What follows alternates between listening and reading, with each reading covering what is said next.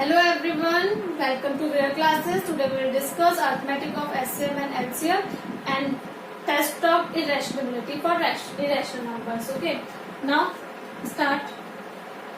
First, arithmetic of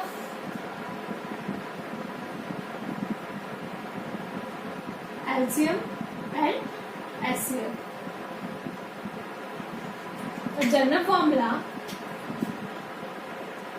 LCM into SCM equals to product of two number. जो भी आपको numbers given है उन दोनों नंबर्स के बीच का अगर आपको एलसीएम एचसीएफ गिवन है तो वो इसको सेटिस्फाई करेगा. LCM into HCF equals to product of two numbers.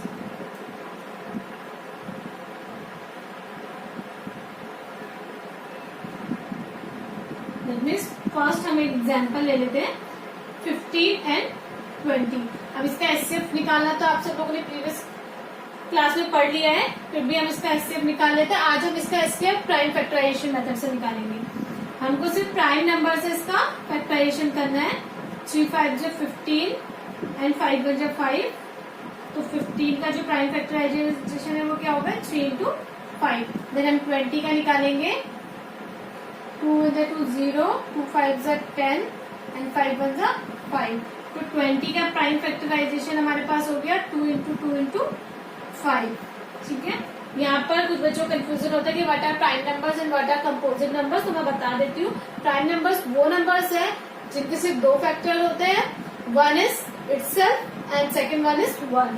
तो ऐसे नंबर जैसे सपोज 2 हम ले लेते हैं तो 2 के दो फैक्टर्स होंगे. एक वो खुद होगा इटसेल्फ और एक 1 होगा. तो ऐसे नंबर्स हमारे प्राइम नंबर्स होते हैं जिनके मोर देन 2 फैक्टर्स है.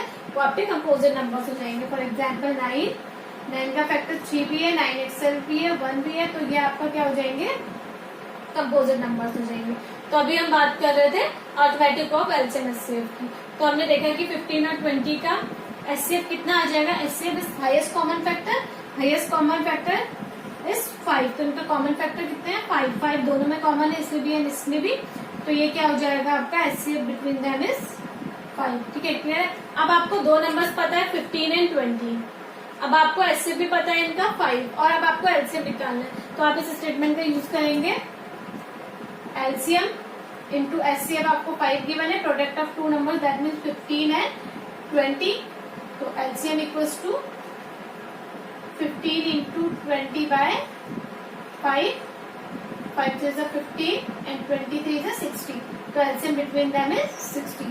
अगर हमें एलसीएम पता है ऑलरेडी तो हम एचसीएफ भी फाइंड आउट कर सकते हैं. अगर हमें एचसीएफ पता है तो हम एचसीएफ भी फाइंड आउट कर सकते हैं. अगर आपको एक नंबर गिवन है और एलसीएम एचसीएफ दोनों गिवन है तो आप अनदर नंबर भी फाइंड आउट कर सकते हैं.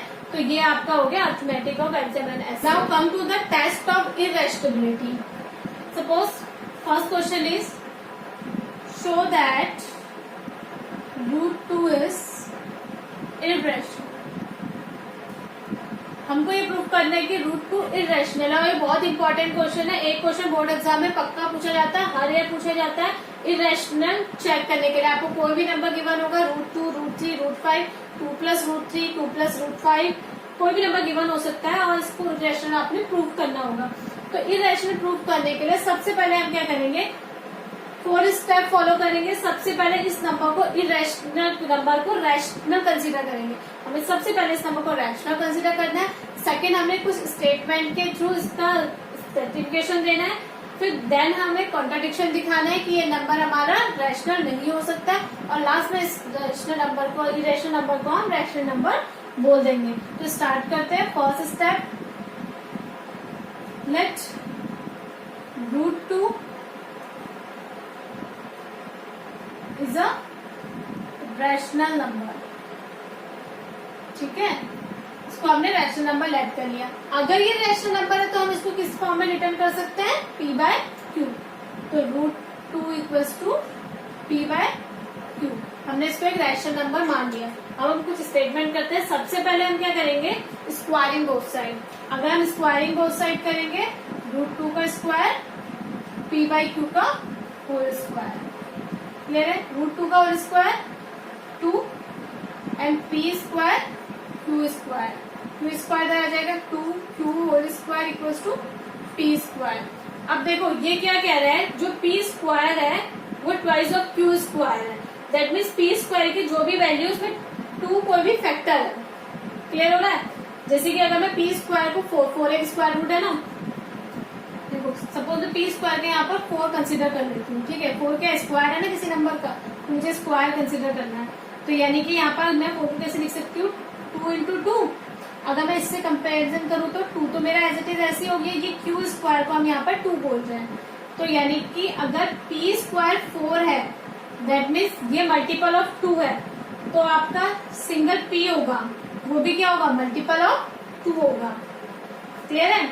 अगर पी स्क्वायर मल्टीपल ऑफ 2 है तो पी भी क्या होगा, मल्टीपल ऑफ 2 होगा, यानी कि डिविजिबल बाय 2 होगा। तो हम यहाँ पर लिखते हैं, यहाँ पर से क्लियर है, क्योंकि पी स्क्वायर की वैल्यू 2 इंटू क्यू स्क्वायर है, यानी कि पी स्क्वायर 2 से डिवाइड इजिली हो सकता है। जैसे आपका 6 है, आप 6 को क्या लिखते हैं, 2 इंटू 3। तो ये देख के पता चल रहा है कि 6 का फैक्टर 2 भी है और 3 भी है। 6 2 से भी डिवाइड हो सकता है, 3 से भी मल्टीप्लाई डिवाइड हो सकता है। तो यहाँ पर पी स्क्वायर 2 से डिवाइड हो सकता है, तो हम लिखेंगे P square is divisible by 2, then P is also divisible by 2। अगर पी स्क्वायर 2 से डिविजिबल है तो पी भी क्या हो जाएगा, 2 से डिविजिबल हो जाएगा। अब जब हम ये वाला स्टेप कर लेते हैं, उसके बाद क्योंकि p अगर 2 से डिविजिबल हो रहा है, दैट मीन्स वो 2 के टेबल में आता है, यानी कि 2 इसका एक फैक्टर है। जैसे 6 है, 2 से डिविजिबल हो रहा है, तो 2 इसका एक फैक्टर है। तो हम इसको कैसे लिख सकते हैं, 6 इंटू 2 इंटू m, m के प्लेस में हमने 3 राइट कर लिया है। तो ऐसे p इक्वल्स टू क्या राइट कर लेते हैं, 2m। क्लियर है? p इक्वल्स टू मैंने क्या राइट कर लिया, m राइट कर लिया, 2m। अब हम क्या करेंगे, again squaring both side, p square equals to 2 to the 4 m square, ठीक है। और इस p की वैल्यू को यहाँ पर पुट कर देंगे। सपोज ये आपका इक्वेशन फर्स्ट है, तो इसको सेकंड कर लेते हैं, इसको फर्स्ट कर लेते हैं, और इसको इक्वेशन इसको नहीं करते, इक्वेशन 3 इसको कर देते हैं। तो इक्वेशन 3 से हम इक्वेशन 2 पर एक वैल्यू पुट कर लेते हैं। पी स्क्वायर की कितनी थी, पी स्क्वायर की 4m स्क्वायर है, तो यहाँ पर पुट कर लेते हैं 2q square equals to 4m square.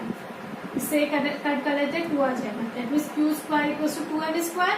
अब यहाँ पर इसका मीनिंग क्या है, Q square is 2m square. इसका मीनिंग क्या है कि क्यू स्क्वायर 2 से डिविजिबल है और क्यू भी 2 से डिविजिबल होगा।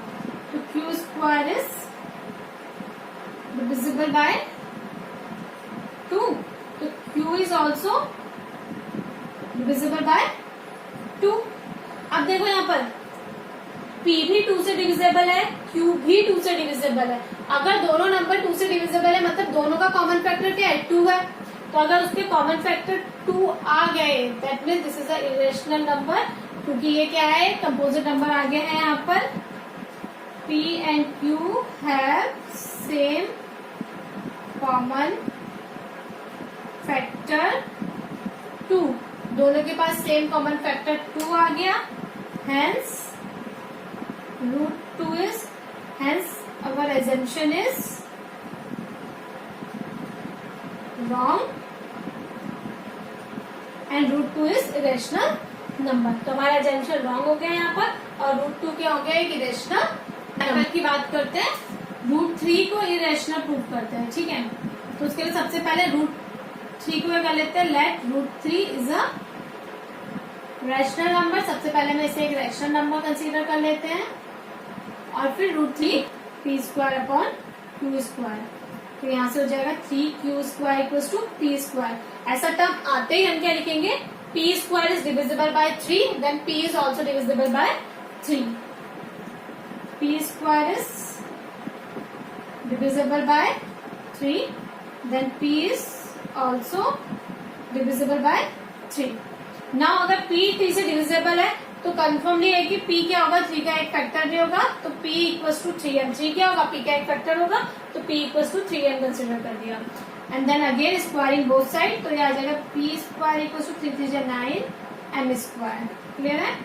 इसे हम इक्वेशन फर्स्ट ऐड कर लेते हैं, इसे इक्वेशन सेकंड ऐड कर लेते हैं, ऐसे इक्वेशन थर्ड। तो इक्वेशन थर्ड की वैल्यू p स्क्वायर की वैल्यू को हम यहाँ पर पुट कर लेंगे इक्वेशन 2 में। तो हमें क्या मिल जाएगा, यहाँ से p स्क्वायर की वैल्यू यहाँ पुट करते हैं, 3q square equals to 9m square. ये कैंसिल आउट होगा, यहाँ पर 3 आ जाएगा, that means q square equals to 3m square. तो q स्क्वायर की वैल्यू कितनी आ गई, 3m स्क्वायर। इसका मतलब क्या हो गया, q is divisible by 3, Q square divisible by 3, Q is also divisible by 3। अब देखो P भी 3 से डिविजिबल है, Q भी 3 से डिविजिबल है, ये कंपोजिट नंबर हो गए, डिविजिबल है, तो ये क्या हो जाएगा, P एंड Q है same common factor, hence our assumption is wrong, so √3 is irrational number। Plus √3 हमें सेम करना है, सबसे पहले 2 प्लस √3 को P अपॉन Q कंसिडर करेंगे और इस 2 को इधर भेज देंगे, तो √3 equals to P by Q minus 2। अब देखो आपको स्क्वायरिंग बोथ साइड करने की कोई जरूरत नहीं है, अगर आप स्क्वायरिंग बोथ साइड करते तो वो मेथड भी करेक्ट है, ये मेथड भी करेक्ट है, अकॉर्डिंग टू मार्क्स आप अपना कुछ आंसर लेंथी करने के लिए कर सकते हैं, लेकिन मैथ्स में ऐसा कुछ नहीं होता है, टू द पॉइंट मार्क्स मिलते हैं। P by Q is rational number minus 2 is rational number, एक रैशनल नंबर में से रैशनल नंबर माइनस होगा तो हमें रैशनल नंबर मिलेगा, या 9th क्लास में प्रॉपर्टीज पढ़ चुके हैं। तो यहाँ पर है √3, क्योंकि मुझे पता है कि √3 क्या है, ये रैशनल नंबर है, तो यहाँ पर ऐसा पॉसिबल है क्या, तो स्टेटमेंट क्या आ गया, ये इरैशनल नंबर आ गया और ये रैशनल नंबर आ गया, तो अगर स्टेटमेंट इज रॉन्ग या अगर एजम्पशन इज रॉन्ग, तो यहाँ पर एजम्पशन क्या हो गया, रॉन्ग हो गया। आप डायरेक्ट लिख सकते हो our assumption is wrong, hence 2 plus √3 is irrational number. Clear है। और अगर आपको इसको थोड़ा लेंथी मेथड से करना है तो आप क्या करेंगे, देखो 2 plus √3 equals to P by Q, again squaring both side, 2 2 4, √3 3 आ जाएगा, plus 4 √3 equals to P square over Q square, 4 plus 3 7, 4 √3 equals to P square upon Q square minus 7, तो √3 equals to P square upon Q square minus 7 by 4। Again आपको वही लिखना है, rational number minus rational number divided by rational number whole are rational number, तो ये फिर से assumption wrong आ जाएगा, तो इसलिए हमें लेंथी करना है, क्यों जो पहले किया था वही फॉलो कर लेंगे। करेक्ट है। अब हम आगे क्या पढ़ेंगे आपकी नेक्स्ट क्लास में। थैंक यू, तब तक घर में रिविजन करो।